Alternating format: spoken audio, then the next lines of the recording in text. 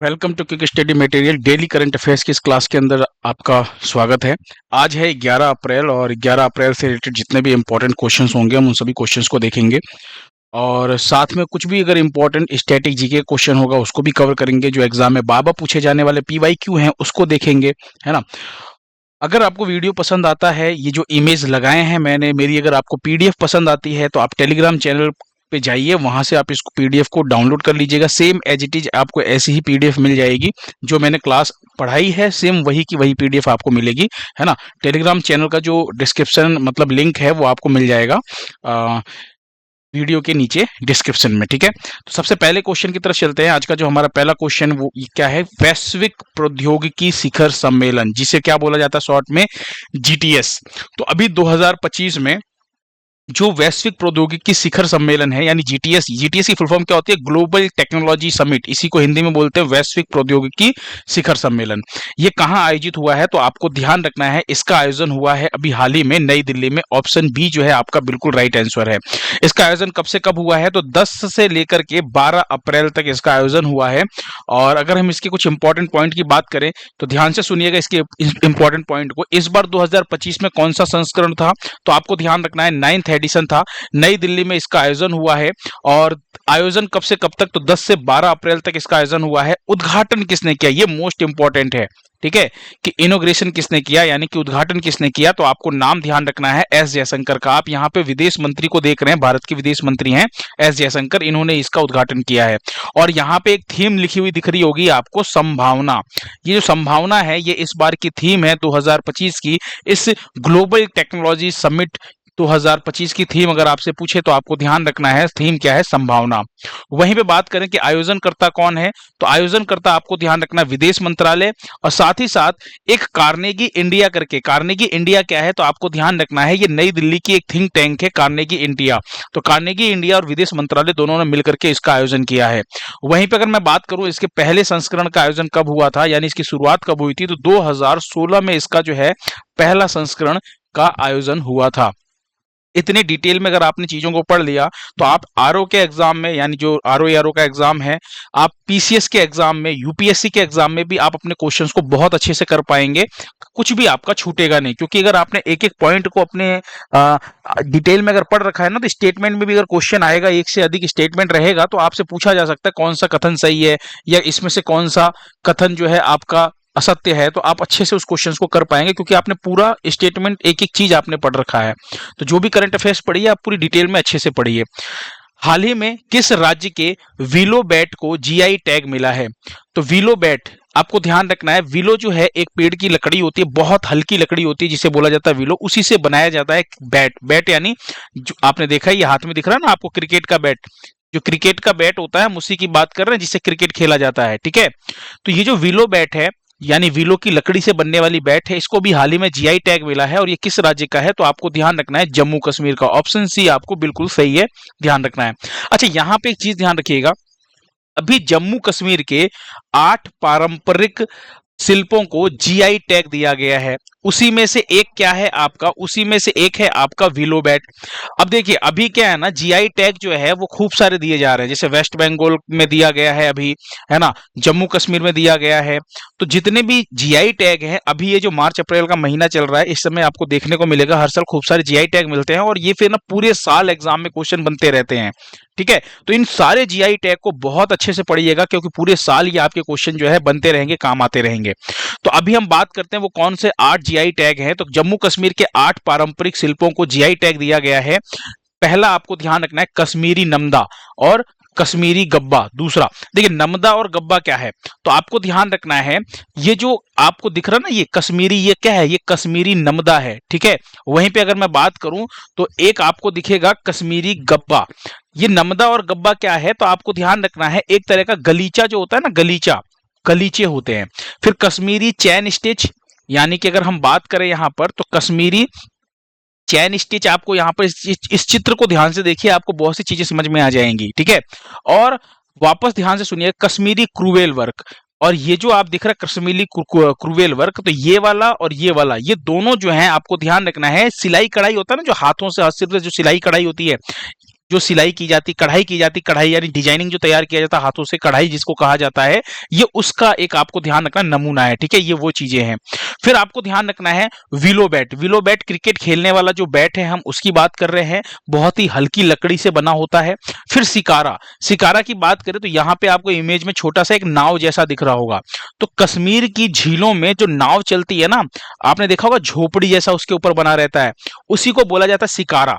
यानी जो नाव है उसका नाम क्या है, सिकारा। तो कश्मीर की झीलों में चलने वाली जो नाव है उसी को सिकारा बोला जाता है। इसको जीआई टैग दिया गया है। फिर कश्मीर ट्विड और वागुव, ये जो दोनों चीजें हैं ये आपको ध्यान रखना है। ट्विड क्या है, ये हथकरघा से बनी ऊनी कपड़े होते हैं। अगर मैं ट्विड की बात करूं तो ये जो आप देख रहे हैं ये ऊनी कपड़ा होता है, जैसे कोट वोट होता है ना, जो कश्मीरी कोट शॉल, उसकी बात कर रहे हैं। फिर वागवू की बात करें तो ये एक तरह की चटाई होती है। वागवू जो होती है ये एक तरह की चटाई है। मतलब ये सब जो है ये पारंपरिक शिल्प है जिनको भी हाल ही में दिया गया है जीआई टैग। तो अभी हाल ही में 8 जीआई टैग मिले हैं जम्मू कश्मीर के। बहुत इंपॉर्टेंट है, इन सभी नाम को याद रखना, क्योंकि आने वाले जितने भी एग्जाम है पूरे साल 2026 तक तो आपके लिए बहुत इंपॉर्टेंट बना हुआ है। अगर हम बात करें तो अभी तो 8 दिए गए हैं, इसके पहले भी 7 जीआई टैग जम्मू कश्मीर को मिल चुके हैं। यानी कुल अगर मैं बात करूं तो कुल जो है जीआई टैग कुल 15 उत्पादों को मिल चुका है, जम्मू कश्मीर के उत्पादों को। यहां पर एक ध्यान रखिएगा, जो पहले 7 मिले थे उसमें से कौन कौन सा इंपॉर्टेंट है। एक तो आपने पश्मीना ऊन पढ़ा होगा, कौन सा, पश्मीना ऊन, बहुत मतलब इंपॉर्टेंट है। इसके अलावा एक आपने केसर पढ़ा होगा, कश्मीर का केसर वैसे भी फेमस है, आपको पता ही, ये नाम सुना ही होगा आपने। तो ये 2-3 चीजें और आपको ध्यान रखनी है। ठीक है, अभी एक बात करते हैं, जीआई टैग दिया गया है पश्चिम बंगाल के 7 पारंपरिक उत्पादों को जीआई टैग मिला है।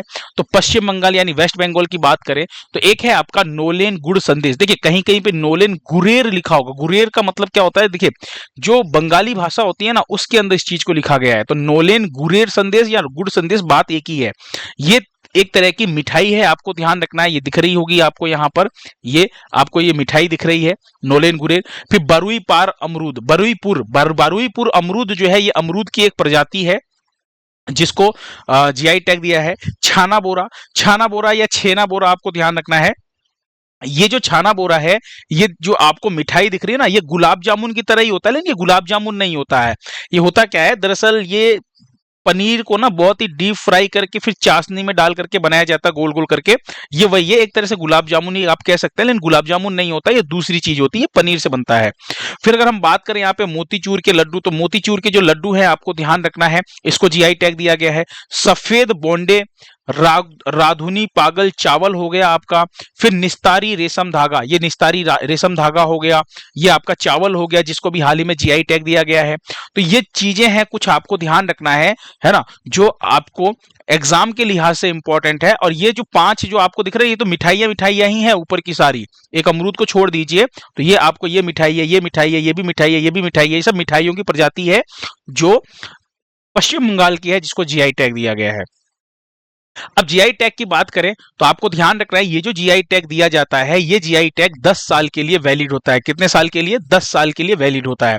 ठीक है, और जीआई टैग का मतलब क्या होता है, किसी खास उत्पाद की ना किसी खास जगह से पहचान होना, जियोग्राफिकल इंडिकेशन कह सकते हैं आप। एक तरह से मैं अगर आपको एग्जांपल दूं, जैसे बनारस का पान है ना, तो बनारस के मतलब पान कहाँ का फेमस है, बनारस का। ऐसे होता है ना, बनारसी पान, बनारसी साड़ी।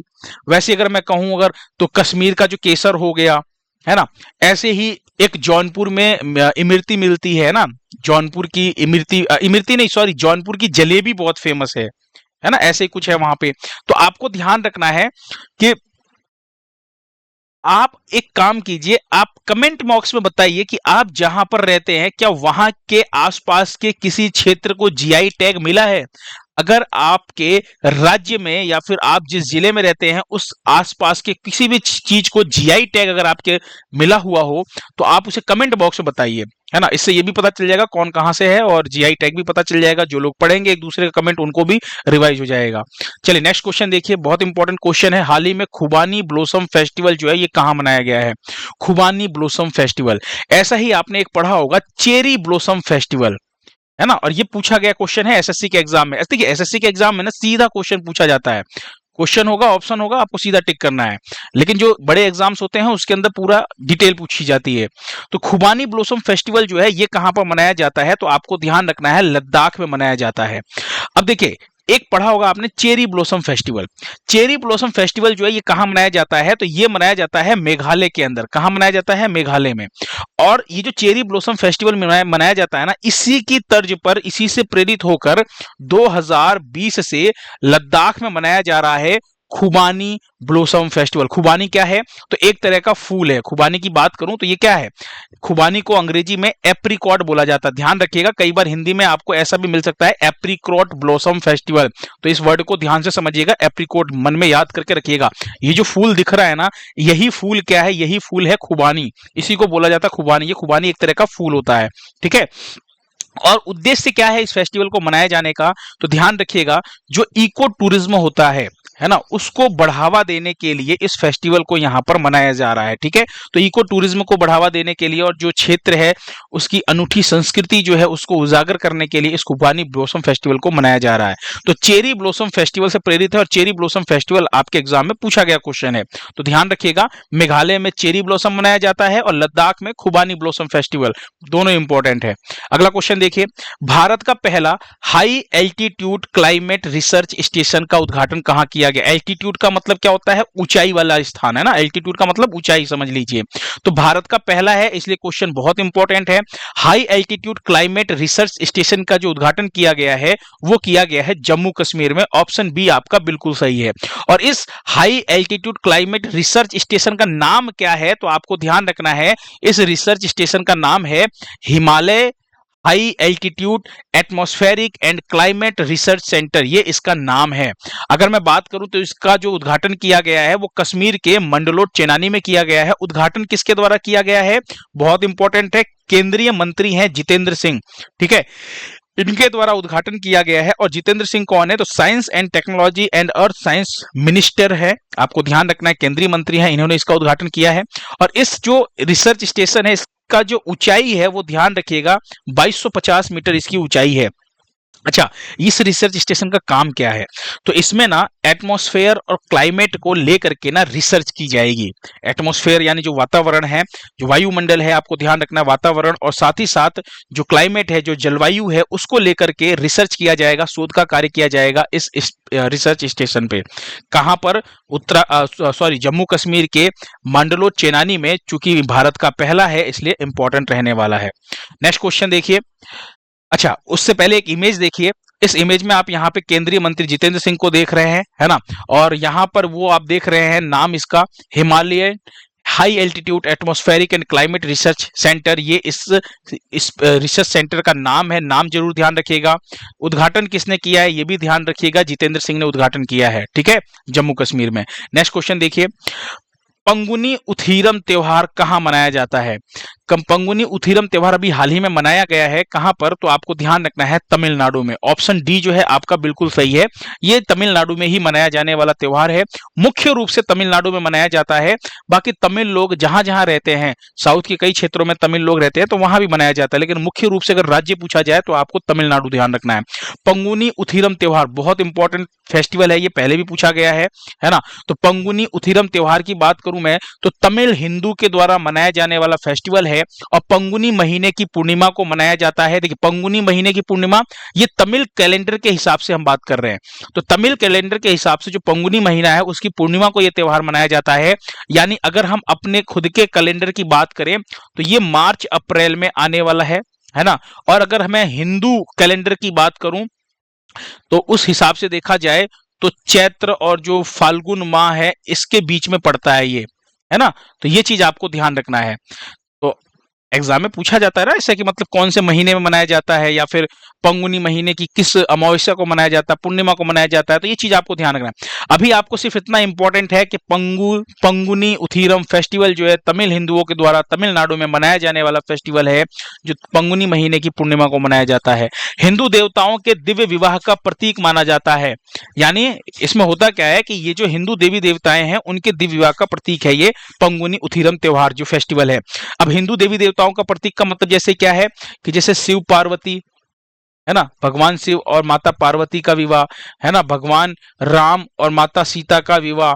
और अगर मैं बात करूं मुरुगन और देवसेना, मुरुगन यानी भगवान कार्तिकेय की बात कर रहे हैं, जो गणेश भगवान के क्या हैं, भाई हैं, और भगवान शिव के क्या हैं, पुत्र हैं, मुरुगन और देवसेना, है ना, ये आपको ध्यान रखना है। एक और विवाह आपको ध्यान रखना है, रंगनाथ और अंडाल।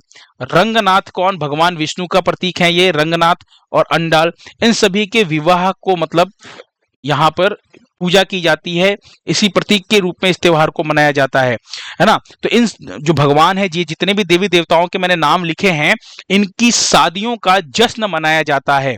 ये इनके विवाह का, यानी जितने भी देवी देवता है, जो भगवान है, इन्हीं के विवाह का क्या मनाया जाता है, जश्न मनाया जाता है इस फेस्टिवल पर।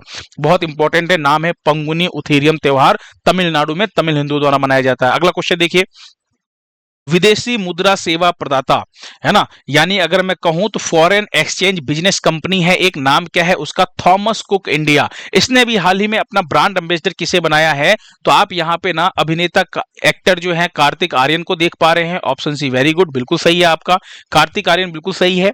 यहां पे अगर मैं बात करूं यहाँ पे, तो विदेशी मुद्रा सेवा प्रदाता का मतलब यह है कि जो विदेशी मुद्रा का आदान प्रदान करने वाली जो कंपनी है थॉमस कुक, जिसकी इंडिया की बात कर रहे हैं, इंडिया वाली ब्रांच की, उसने अपना ब्रांड एम्बेसडर कार्तिक आर्यन को बनाया है। और एक और चीज ध्यान रखना है कि बॉर्डरलेस ट्रेवल कार्ड के लिए बनाया है। किसके लिए बनाया है, जो बॉर्डरलेस ट्रेवल कार्ड जो है, इस कार्ड के लिए बनाया गया है कार्तिक आर्यन को ब्रांड एम्बेसडर। तो इंपॉर्टेंट है, नाम ध्यान रखिएगा, थॉमस कुक और नाम कार्तिक आर्यन। अगला क्वेश्चन देखिए, संयुक्त राष्ट्र मातृ मृत्यता प्राक्कलन report, trends in maternal mortality 2023।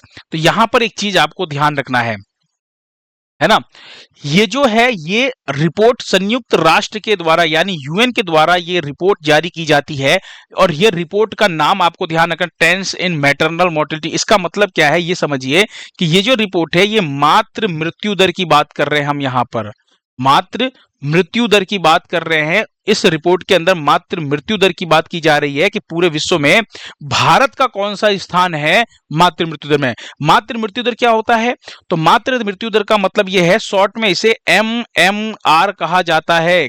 Exam में, यूपीएससी के एग्जाम में पूछा गया था MMR, यानी इसका मतलब यही है, मातृ मृत्यु दर, यानी रेट की बात कर रहे हैं। अच्छा, जो मातृ मृत्यु दर होती है ना, ये हमेशा 1 लाख पर निकाला जाता है, यानी 1 लाख जीवित बच्चों पर जो माताएं हैं उनकी मृत्यु कितनी होती है, उसी को बोला जाता है मातृ मृत्यु दर।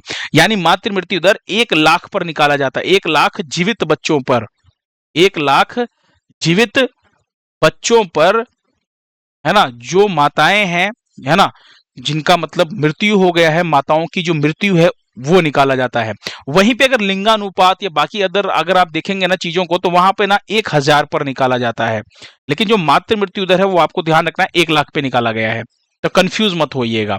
तो यहां पर एक चीज ध्यान रखिएगा कि अभी जो रिपोर्ट आई है इसके अंदर बताया गया मातृ मृत्यु दर के अंदर भारत का स्थान कौन सा है, तो भारत जो है वो दूसरे स्थान पर है। ऑप्शन बी जो है वो आपका बिल्कुल राइट है। तो इस मातृ मृत्यु दर में पहले स्थान पर कौन है, तो नाइजीरिया पहले स्थान पर है, दूसरे स्थान पर है भारत। और एक और चीज ध्यान रखिएगा, भारत के साथ संयुक्त रूप से कांगो लोकतांत्रिक गणराज्य, जिसे हम जायरे भी कहते हैं, इसका दूसरा नाम जायरे भी है, ये भी संयुक्त रूप से भारत के साथ दूसरे स्थान पर है इस रिपोर्ट के अंदर। और तीसरे स्थान पर कौन है, तो पाकिस्तान है। पूरी दुनिया में मातृ मृत्यु दर की मैं बात करूं अगर, तो ध्यान रखिएगा 28.7% जो है अकेले मृत्यु दर जो होती है माताओं की, वो कहां पर आपको नाइजीरिया में देखने को मिलेगा। भारत की अगर मैं बात करूं तो भारत में जो रेट है वो 7.2% है। ठीक है, ये चीज आपको ध्यान रखना है। और भारत में भी अगर पूछा जाए सबसे कम मातृ मृत्यु दर, तो आपको ध्यान रखना है, तो दक्षिण भारत है, जो केरल, महाराष्ट्र, कर्नाटक, यहाँ पे मृत्यु दर जो है वो कम देखने को मिलती है। मतलब है मृत्यु दर, लेकिन अगर पूरे भारत में बात की जाए तो सबसे कम किधर की तरफ, तो दक्षिण भारत की तरफ देखने को मिलेगा। तो कुल मिला के जो मातृ मृत्यु दर की जो रिपोर्ट है, जो यूएन के द्वारा निकाली गई थी, इस रिपोर्ट का नाम ध्यान रखिएगा। और ये दूसरे नंबर पे है भारत, ये याद रखिएगा। पहले नंबर पे कौन है, नाइजीरिया, ये भी याद रखिएगा। अगला क्वेश्चन देखिए, नेक्स्ट क्वेश्चन क्या है, कौशल विकास एवं उद्यमिता मंत्रालय ने किसके सहयोग से इंडिया स्किल एक्सीलरेटर लॉन्च किया है। तो कौशल विकास मंत्रालय और WEF यानी हम बात कर रहे हैं वर्ल्ड इकोनॉमिक फोरम, या फिर आप हिंदी में क्या बोल सकते हैं, इसको विश्व आर्थिक मंच बोल सकते हैं। इन दोनों ने मिलकर के इंडिया स्किल एक्सीलेटर को लॉन्च किया है। अब इंडिया स्किल एक्सीलेटर क्या है, तो ध्यान रखिएगा, भविष्य की कौशल आवश्यकताओं को ध्यान में रख करके जो वर्तमान है उसमें कौशल का विकास करना, ये इसका मतलब, ये इसका उद्देश्य है। अगर मैं कहूं तो फ्यूचर के अंदर जो भी स्किल्स की रिक्वायरमेंट होने वाली है, यानी फ्यूचर में, भविष्य में जो भी स्किल की रिक्वायरमेंट है ना, उनकी आवश्यकताओं को देख करके, उनकी रिक्वायरमेंट को ध्यान में रख करके प्रेजेंट में स्किल को डेवलप करना, यही इसका उद्देश्य है। समझ में आया? अच्छा, वर्ल्ड इकोनॉमिक फोरम की बात करूं तो अंतरराष्ट्रीय संस्था है, बहुत इंपॉर्टेंट है। इसके साथ मिलकर के कौशल विकास मंत्रालय ने काम शुरू किया है। तो वर्ल्ड इकोनॉमिक फोरम यानी WEF, या फिर आप कह सकते हैं विश्व आर्थिक मंच, इसकी स्थापना कब होती है, तो 1971 में इसकी स्थापना होती है। इसका जो मुख्यालय है, जो हेडक्वार्टर है, वो कहां पर है, तो जिनेवा के अंदर इसका मुख्यालय है, स्विट्जरलैंड के अंदर, ये भी ध्यान रखिएगा। ठीक है, अगला क्वेश्चन देखिए, बहुत इंपॉर्टेंट क्वेश्चन है, काफी चर्चा में था न्यूज के अंदर, इसलिए मैं क्वेश्चन ये लेकर के आया हूं कि अभी हाल ही में 26/11 मुंबई आतंकी हमले के आरोपी तहव्वुर राणा को किसने प्रत्यर्पित किया है। तो इसका मतलब यह है कि 26/11 मुंबई आतंकी हमला 2008 में, है ना, 26 तारीख को, और नवंबर महीने में 26/11/2008 को मुंबई में जो आतंकी हमला हुआ था, उस हमले का जो मास्टरमाइंड था तहव्वुर राणा। आपने कसाब का नाम सुन रखा होगा ना, याद है आप लोगों को? ये उसी 26/11 का आरोपी था जिसको अभी हाल ही में फांसी दिया गया था, कुछ महीने पहले, कुछ साल पहले की बात है, उसे फांसी दी गई थी। लेकिन जो मुख्य आरोपी था, इसका नाम है तहव्वुर राणा। ये कहां पर जाकर के बैठा हुआ था, ये अमेरिका में बैठा हुआ था। इसे अमेरिका ने क्या किया था, अमेरिका ने पकड़ के रखा था, है ना। और भारत ने कहा भाई कि इसने मुंबई में हमला किया है, ये हमारा आरोपी है, आप इसे क्या कीजिए, भारत को सौंप दीजिए, यानी इंडिया को दे दीजिए। लेकिन अमेरिका में भी आपको पता है, इतनी आसानी से तो कोई भी चीज कोई किसी को आजकल कहां देता है। तो आपको ध्यान रखना है कि इसके लिए भी वकील, जो भारत की तरफ से जो वकील थे, जो एडवोकेट थे, उन्होंने लड़ा, और उसके बाद फिर जीत हासिल हुई इंडिया की, और अब अमेरिका ने इंडिया को वापस देने की बात कही है, और अमेरिका ने भारत को प्रत्यर्पित किया है। क्या पूछा जा रहा है, किसने प्रत्यर्पित किया है, तो अमेरिका ने भारत को प्रत्यर्पित किया है। यहां पे एक चीज ध्यान रखिएगा, ये अमेरिका से भारत लाया गया, तो कहां पर, तो ध्यान रखिएगा, दिल्ली के अंदर जो एयरपोर्ट है ना, दिल्ली एयरपोर्ट, पालमपुर, कौन सा, पालमपुर जो एयरपोर्ट है दिल्ली में, वहां पर ये उतरा है। वहां पे NI की टीम और जो रॉ की टीमें हैं वो इसको लेकर गई हैं और लेकर के आई हैं। कमर में जंजीरें लगी, पैरों में बेड़ियां बंधी हुई, है ना, बहुत ही अच्छे तरीके से पकड़ करके, जकड़ करके इनको लाया गया है। और मेरा कहना यह है कि कसाब की तरह इनको बैठ करके बिरयानी खिलाने की जगह पर ना सीधा ही फांसी वासी दे देवा के काम खत्म करो, क्योंकि यहाँ पे बैठ करके इतना पैसा नहीं अपने पास कि इनको बैठा करके खिलाएं, इनकी स्वागत और आवभगत करें। इनको फटाफट फांसी दो और झंझट खत्म करो, है ना। और अगर आपको मैं उस हमले की याद दिलाऊं 26/11/2008 की, तो मुंबई के अंदर जो ताज होटल था, ये पीछे आपको ताज होटल की इमेज दिख रही होगी, है ना, ताज होटल, वहां पर अटैक हुआ था। फिर नरीमन पैलेस था, फिर छत्रपति शिवाजी जो रेलवे टर्मिनस था, है ना, वहां पर हमला किया था इन्होंने। और इस पूरे हमले में लगभग 175 से भी अधिक लोग जो है ये मारे गए थे, मृत्यु को प्राप्त हुए थे। इसके ऊपर ना मूवी भी बनी हुई है, 26/11 आतंकी हमला जो हुआ था, इसके ऊपर 2 या 3 मूवियां बन चुकी हैं। अगर आप लोगों ने देखी होंगी तो उसके अंदर आपको कहानियां समझ में आई होंगी। ठीक है, अगर मैं बात करूं तहव्वुर राणा की, तो ये है तो पाकिस्तान का, कहां का है, पाकिस्तान का, पाकिस्तानी मूल का है। लेकिन इसने क्या किया था, कनाडा में जाकर के नागरिकता ले रखी थी। अब पाकिस्तान का क्या है, पाकिस्तान एकदम चुप बैठा हुआ है, वो तो क्या कह रहा है कि भाई ये तो कनाडा का नागरिक है, लेकिन है तो ये पाकिस्तानी।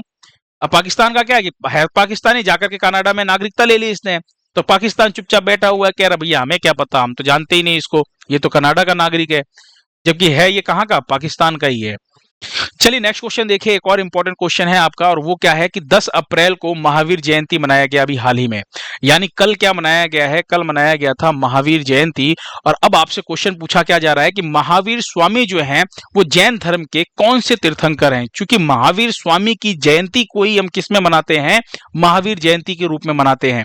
अब हमसे पूछा जा रहा है कि तीर्थंकर तो थे, ये कौन से नंबर के थे, तो आपको ध्यान रखना है ये 24वें तीर्थंकर थे महावीर स्वामी। ऑप्शन डी आपका बिल्कुल सही है। और या फिर आप कह सकते हैं कि जैन धर्म के अंतिम तीर्थंकर थे। कौन थे, अंतिम तीर्थंकर थे? ठीक है, 24वें या अंतिम तीर्थंकर। अच्छा, कुछ एग्जाम में इनसे रिलेटेड इंपॉर्टेंट पॉइंट्स की बात करते हैं, जो पीवाईक्यू की प्रीवियस ईयर्स क्वेश्चंस की बात करते हैं, जो एग्जाम में पूछे गए हैं या पूछे जा सकते हैं।